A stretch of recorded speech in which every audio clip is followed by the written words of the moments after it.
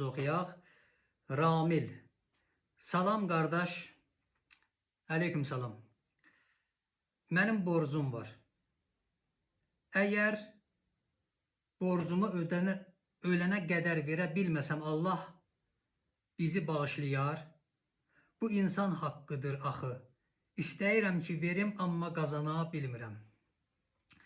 Ramil bəy, borc bir də əmanət İslamda çox mühüm məsələlərdəndir. Borc azından, çoxundan fərqli olmayaraq ödənilən günə qədər borc sayılır.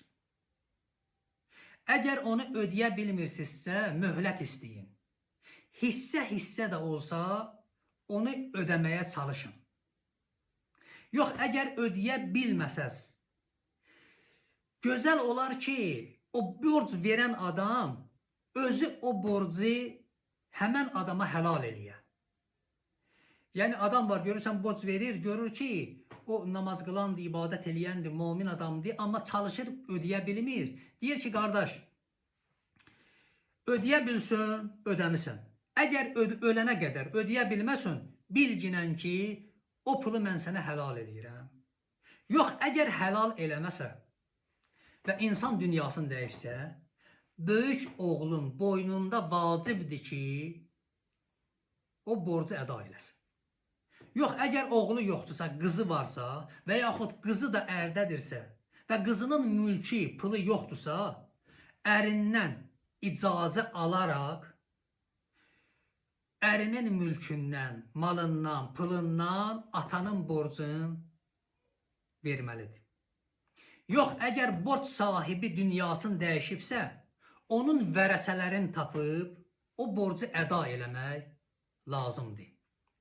Borc vermək insanda həm təkəbbür, həm təvazökarlıq yaradar. Əgər borc alan adam borc verən adamla görüşəndə aşağılanırsa, o borc verən adam geçsin təqvasına fikir versin. Sən necə danışırsan, necə nəzər eləyirsən, necə baxırsan, necə rəftar eləyirsən ki, o adam özün aciz görür sənin qarşında. Bu cür olmaz. Gözəl olar ki, borc verən adam əgər görsə ki, o adam borcu qaytara bilmir, o borcu helal eləsin. Yəni, borcu bağışlamağın fəziləti çox böyükdür. Onun səvabı var.